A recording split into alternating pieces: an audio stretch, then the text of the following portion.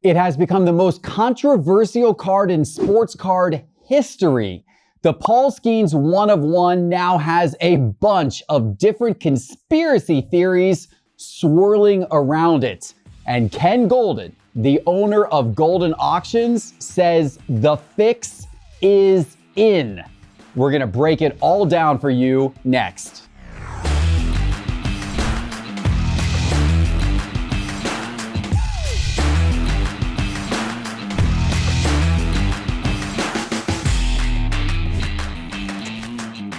Hello, sports card investors, and welcome to another episode of Cards on the Table. Teapot Doug, you guys ready to put on some tinfoil hats and go deep diving into conspiracy theories today? I never leave home without mine. I know you don't, Teapot. I know you don't. This is going to be good. We're going to talk about that. We've got to talk about some amazing eye-popping financials that we've just gotten from Topps and Fanatics. We got to talk about Fanatics opening up their own card shop. That's interesting. And also some bad theft that took place in the card world. But let's start with the story of the week, the Paul Skenes 1 of 1 Major League debut patch. It was exciting when we found out that it was redeemed. And little did we know that was just the tip of a conspiracy theory iceberg that has Ken Goldin saying this thing is like the 1919 World Series. This thing is so fixed. Wow. So what happened here is it recently came to light that an 11-year-old boy, supposedly, out of California, pulled this card. Now, at first, there was little information available about him or his family, but a little more information has trickled out from Topps over time because Topps is the only person that knows this kid's identity. The family has chosen not to come forward. The kid has chosen not to come forward. Now, what we have found out from Topps and from this kid's journal entries, which Topps released, is that he apparently pulled the card on Christmas Day. They notified Topps on January 3rd that they had gotten the Paul Skenes redemption. And then because of all the fires in California, there were some delays in getting the card to them. They eventually got the card on January the 23rd. I think the family actually had to be evacuated, and that was part of the delay 2 times. Then the card immediately went to PSA for same-day grading, and then immediately is now going to Fanatics Collect to go to auction. Now, there's lots of conspiracy theories right now about why this kid never came forward. How do we know who this family is? Do we know somebody actually redeemed this? I will tell you, I have talked to people close to the situation who have told me Topps really wanted the kid and the family to come forward. Topps doesn't want. Of course. They wanted the kid and the family to come forward. They wanted to parade the kid out front. The family chose, they said, nah, this is too much money. We don't want ourselves out there. We don't want the kid out there. In my opinion, perfectly understandable decision. Nothing wrong with that.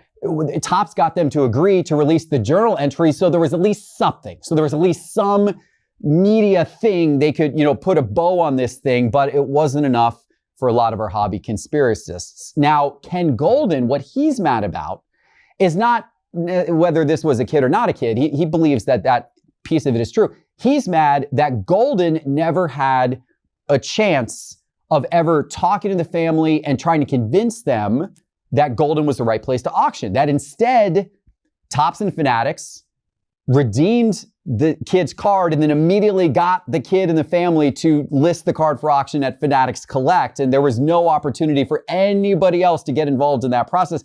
Ken Goldin had previously come out before this and said that he would give 100% of Goldin's proceeds from the sale of the card to LA wildfire relief. Well, Fanatics Collect, upon winning the card, announced that they will also give 100% of the proceeds to LA fire relief. All of this upset Ken Goldin greatly, that he never had a chance. And he said the whole thing was a fix, just like the 1919 World Series. Teapot, so much drama. What do you make of all of this story? I'm sure Ken has never brokered a private deal without letting Fanatics Collect and Heritage and Pristine know about it and have their fair chance at card and getting those buyer premium proceeds. I'm sure he would never do that.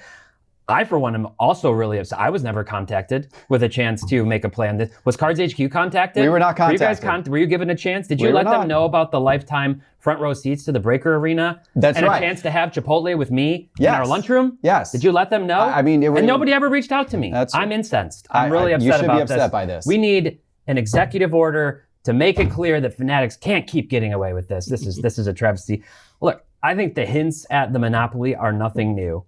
That's sort of the shots that Ken fired, saying they make the card, they get the redemption to the card, and then they sell the card. And he's not wrong. It's not going anywhere, especially with Fanatics now announcing a repack product on top of it that they're going to be rolling out, not unlike others. That they're cradle to grave. All we're missing now is for them to scoop up and buy Beckett, and they'll have everything, and then everybody can continue to rant and rave about that.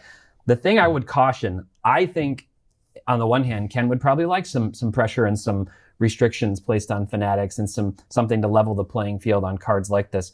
On the other hand, I'd say be careful what you wish for, because it does. The more these things keep unfolding, the more it seems to me like regulation, that big nasty R word, is inevitable, and that's not going to be good for any of us. And I think that would be far worse for Ken Goldin than him losing access to one Paul Skenes card when he's got plenty of other fantastic opportunities and cards coming through every single month and a great platform. So be careful. Yeah. And this was just one card. This one card wouldn't have made much of a dent in the bottom line of Goldin or anybody. Yeah. But I think he's probably worried about the precedents. And if every big card that ever gets redeemed by Topps immediately goes to Fanatics Collect, and he's probably a little worried about what that could look like down the road. Doug, what are your thoughts on this?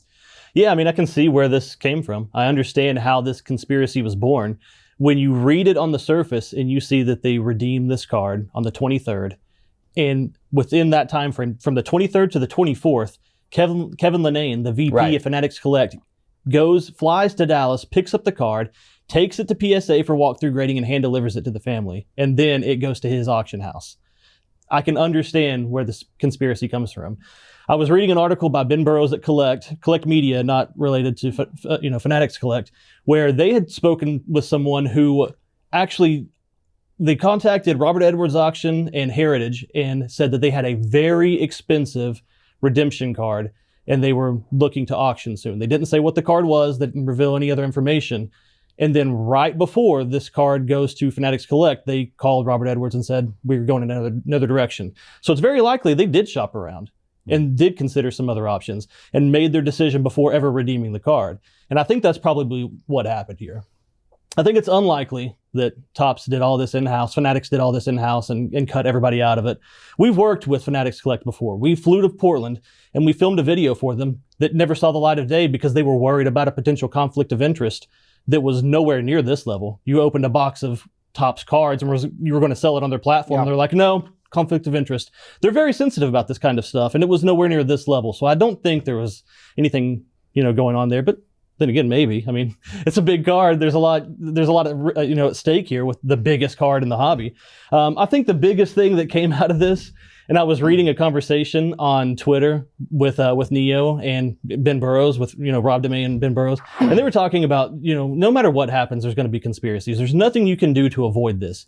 If they didn't open the box on camera, then it's rigged. Yeah. If a breaker pulled it, then it's rigged. If a kid pulled it, then it's rigged. Yep. If it gets a 10-10 at PSA, then it was rigged. If it gets a bad grade, then it's Topps' fault for not having good quality control on the biggest hit. No matter what, people are going to complain about the process and how it happened. Yeah. Not everything is a conspiracy, unfortunately, as much as I want it to be. Well said, Doug. I am with you on this. I understand a little bit why Ken's a little annoyed here, but he also put all the media out there. He got a lot of attention. This family had to be aware that he wanted the card and was doing all these things. I think Fanatics Collect probably just cut the family a really good deal. They probably just, said, we're not going to take any buyer's premium, and you get to keep everything, and we're going to do a donation. I don't know what the specifics were, but I imagine that's all this was. We'll see, how often this happens in the future, but I'm not jumping at this point to any conspiracy theory thing. There's been way too many conspiracy theories surrounding this card. And I gotta say, I'm getting a little sick of all this conspiracy theory garbage when it comes to the sports card hobby. Yeah. Now every, I open up X on my phone and that has become nothing but like a cesspool of conspiracy theory for politics for the last several years. But for sports cards now. It's like, man, like what?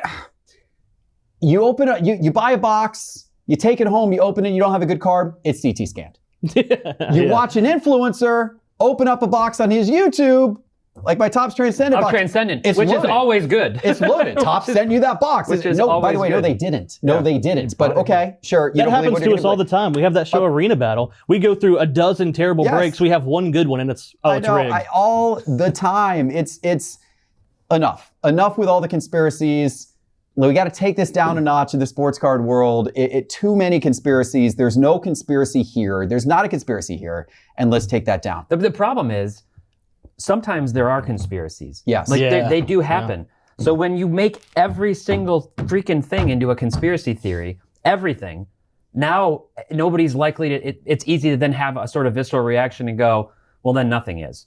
It trains you toward the opposite thing. It helps conspiracists get away with things because you're constantly pumping that every single thing is a conspiracy.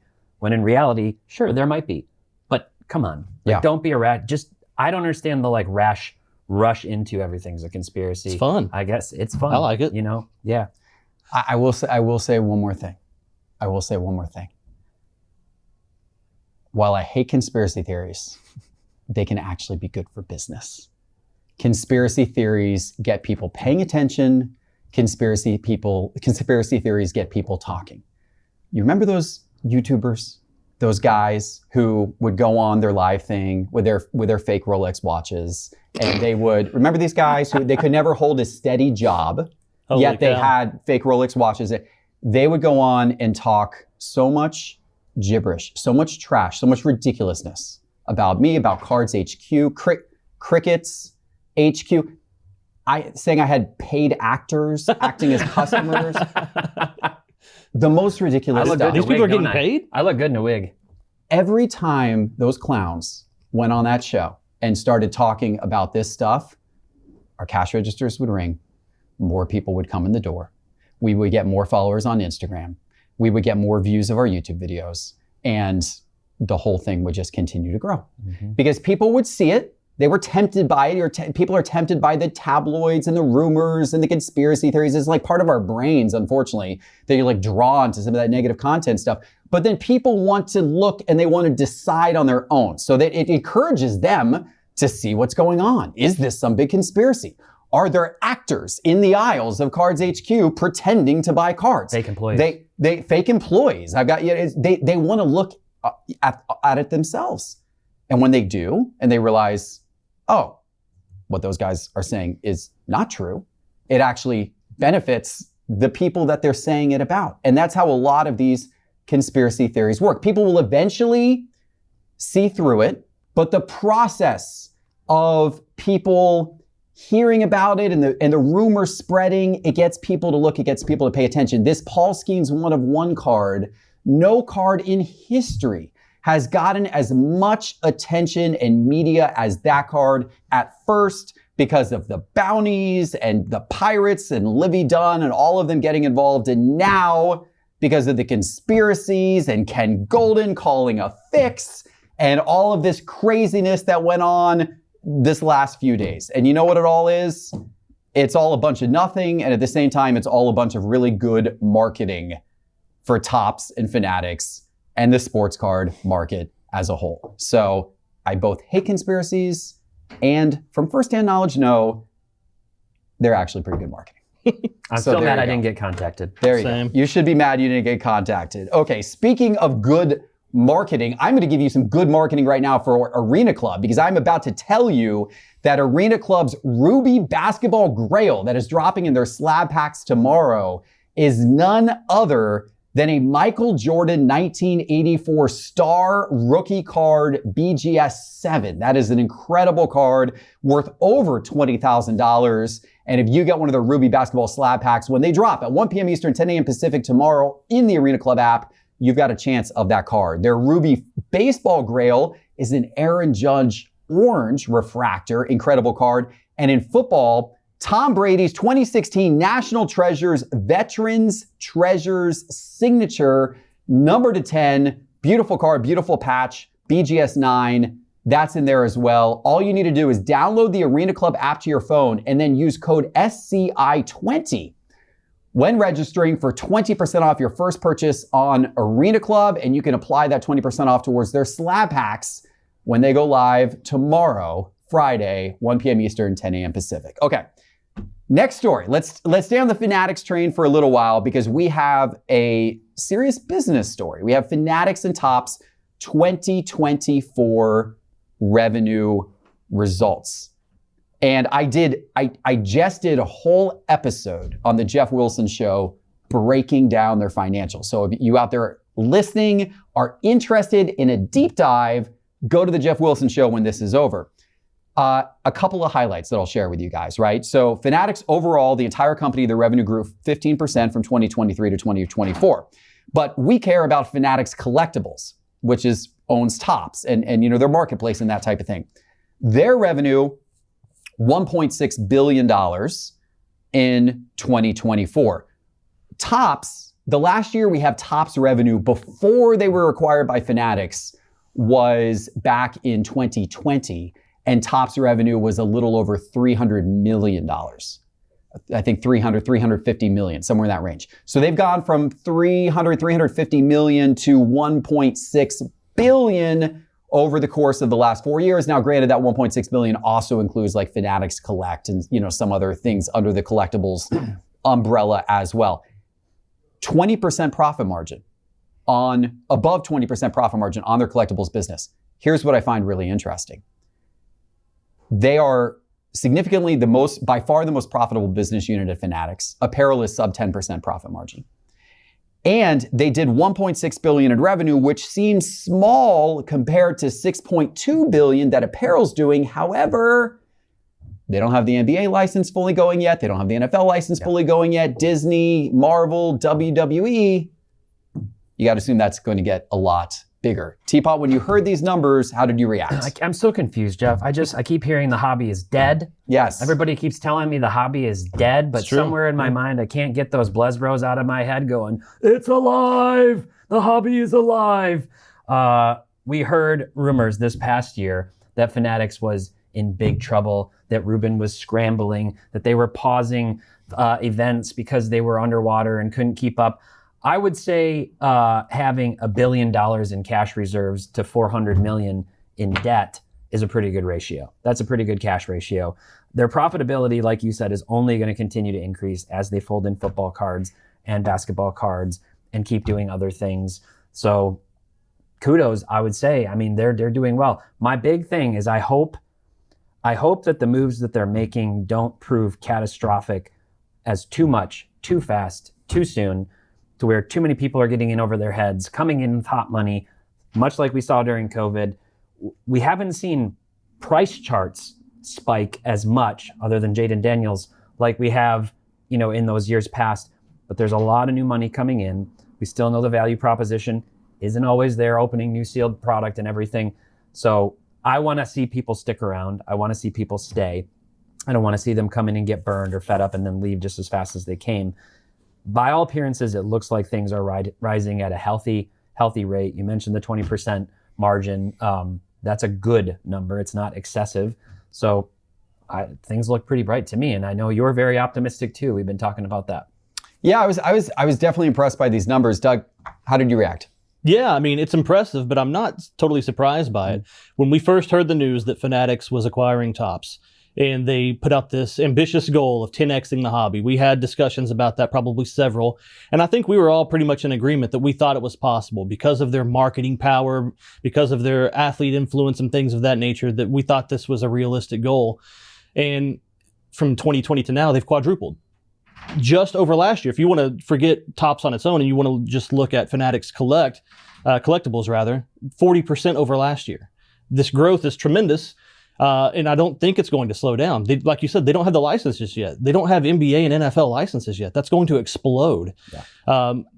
They've got Topps Now, which is a money printing machine. When they have licenses attached to that as well, that's going to even go further.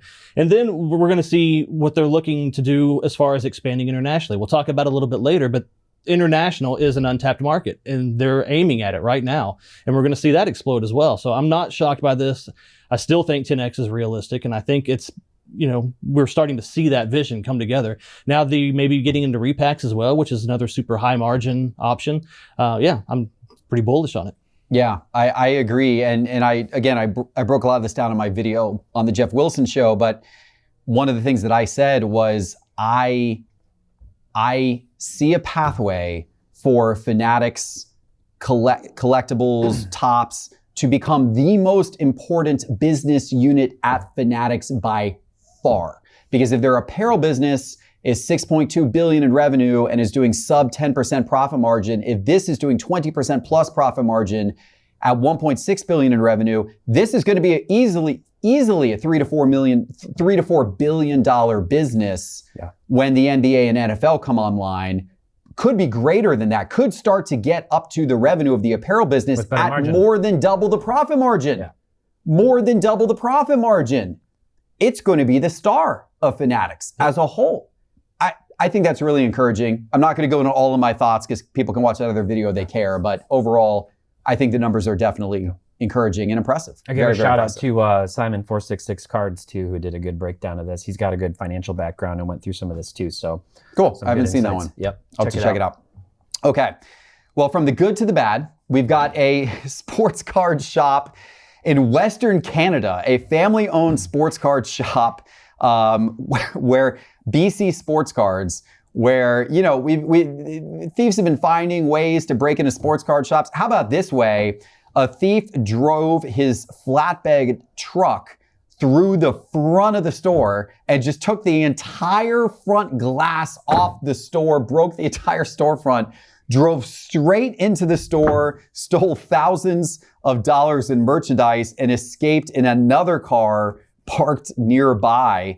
The suspect so far, they've gotten away. They've not been arrested. By the way, this BC Sports Cards was within days of opening a second location, and they were really concentrated on their second location and getting that open. And then this happened to their first location right before their second location opens. More theft in a crazy way. Doug, what did you think of when you saw this? Yeah, this one's really awful. This one, there's no kind of fun angle to kind of talk about and hypothesize. This one is just terrible. They had been victimized before in 2023. So not even that long ago, they had been robbed. And now, like you said, days or weeks before opening their second location, it happens again. Wow. This is somewhat of a mom and pop operation. It's a husband and wife that owns it. I watched some of the video and see the wife getting very emotional, Katie, during this, and I can understand it. Like, this is a terrible, terrible thing to happen. But this isn't like a lot of the stuff we talk about on this show where, it's personal accountability. You've got to guard your cards. You got to be paranoid. What are you going to do about this? They've got security cameras. They've got alarms. The police were there within minutes. But this was, a super quick job. They had a flatbed truck. They put it in reverse and slammed through the front of the shop, grabbed what they could grab, put it in a different car, a stolen flatbed, by the way, and then get away in the getaway car within minutes. And, the police had a really good response time. There's nothing you can do about that situation. Now we're going to have to construct some sort of barrier out in front of the store to prevent this from happening. This is just not one of the things that we talk about as being preventable and, something that everybody can, kind of help each other and help be accountable. It's just terrible people doing terrible things, and it's going to happen. It definitely stinks. What was your reaction, Teapot? I thought Canadians were supposed to be nice. Yeah, seriously. What's going on with that? This is Western Canadian. Maybe it's Western. Yeah. We've been to Toronto. They're nice. Maybe it's they're nice in Toronto. It's the Western West Coast. I don't know. I don't have a lot more to say other than what Doug just said, other than that I have a solution for this. Ooh. And it is that every shop in the world at this point needs to have friggin' sharks with friggin' laser beams in their shops to stop this crime. That's all I've got. You're on a roll today, Teapot. Yeah. You got voices. Look, I mean, quotes. Here at Cards HQ, and this is very expensive to install, but we have the garage doors, which go down over your front glass. We were worried about this kind of scenario occurring. And so, or more likely smash and grab or crowbar on your front door, which has happened to a lot of card shops. So we invested in the garage doors, which go down and protect the glass at night. But that's not a cheap investment for a card shop owner to have to make. It also kind of feels like in many ways, it feels like it's a worthless investment. Like you're like paying all this money to stop a bad person, but it's not doing anything for you. It's not helping you. It's not growing your business. all it's doing is trying to prevent this. Yeah. And like, so I understand shops not wanting to do it and wanting to put that money instead into more inventory or a better customer experience. But unfortunately, stuff like this has got to be taken into account for. I mean, now when people open up a card shop, they got to think about what are all the possible ways that someone could try to get inside and mess me up. We heard about the shop that I think had that, and then they like Mission Impossible repelled down from the drop ceiling. Yeah, remember that? It's nothing. They like crawled through the top, through the ductwork, and like came down into the top and stole stuff, and then like went out the front door or something. I mean, I think our store here is protected, but who knows? They could, they could drill through the damn roof and come down on ropes, and I don't even know what could happen. So something's always possible. Feel bad for BC Sports Cards and certainly wish them the best. Hope that they get their store back up and running quickly, and hope that second location is very successful for them. All right, final story today, guys. Fanatics made a little bit of noise in the industry. Got another Fanatics story. They've announced the opening of their own Fanatics flagship store, which will also include a lot of trading cards, very trading card centric, lots of the Topps products, along with live breaking studio, interactive areas, trade nights, kids events, athlete signings. They're going to carry some of the Fanatics collectibles stuff and maybe a little bit of apparel as well. This is in London. This is in the center of London. Now the immediate reaction from some shop owners in the US, because I had a couple of them text me, was, oh my God, I hope they don't start doing this in the US. Fanatics has assured me that is not part of their plan. They are doing this in London because they're really trying to jumpstart the European market. But you never know what the future could hold for our friends over at Fanatics. Who knows? Teapot, what is your reaction to this? Well, my big question first was, now will we see Ken Goldin open one like in Buckingham Palace and keep the conversation going? But I've said it all along. The real growth potential lies in the international scene. We are very hydrated, saturated in the U.S. We're still seeing great growth here in the United States and in North America, but everywhere else overseas is where the harvest is plenty, so to speak. So I think it makes sense that they're doing that. We've talked about PSA opening over in Europe. We know David Adams is over in Europe. More of this means more conversation. I think it just creates more market for certain things like soccer. I think the professional sports leagues should probably like this because they're trying. NFL and NBA's obviously had a presence in Europe. They're trying to do more over there. Well, I think if you create this like ecosystem of collectability and collectibles and attachment, and you have access to jerseys and all of this stuff, that just helps the leagues too. And they have obviously a vested stake into Fanatics, into some of those licenses. So it makes a lot of sense to me. I don't know. Hopefully we get to go over there and check it out. It'd be fun to do. Makes sense to you, Doug? Absolutely makes sense. The first flagship store for Fanatics is not in the U.S. It's in London. I think this illustrates well their direction as far as international growth being a really key market to tap into. And what you said about, you talk to other shop owners and they're worried that, Fanatics would spread stores throughout the U.S. They said that they don't want to do that. They want to support the stores that already exist here. But in Europe, specifically the UK, there's less than 5 Topps partnered hobby shops in the entire UK. There's a need for this there. There's not necessarily a need for Fanatics to pop open flagship stores here in the U.S. We've got stores everywhere. Support the stores that already exist and then help the communities that don't have any store at all. In the all of Europe, less than 30 Topps partnered hobby shops. So they need it. And this is a big step towards that growth. So I think it's really impressive. Also, they don't have a target date necessarily, but they said they want to open this spring. And I believe that there's a London card show in May. So you guys thinking what I'm thinking? All right, we'll see. We'll check the travel budgets. Make sure they have sharks with laser beams. Okay. Yeah, that's a good idea. We'll put that in the notes. Yeah. I think you're right on, Doug. I think they need to ignite that market, and they're unlikely to find any other card shop operator over there who's willing to open up an 8,647 square foot card shop, which this is going to be. Yeah. So they probably had to do it themselves. In London. Yeah, they we're probably had to do it of themselves. In the heart of F1 country, in the Prem League. Like, this is a big deal. It's going to be fun. Yeah. It's going to be fun to see. We'll have to make it over there at some point in time. All right, guys, I hope you enjoyed today's show. Don't forget about that Arena Club slab pack drop tomorrow. Promo code SEI20 in the Arena Club app for 20% off your first purchase. And we will be back soon with more coverage of so many more stories. So please like, subscribe, and we'll see you soon with our next one. Take care.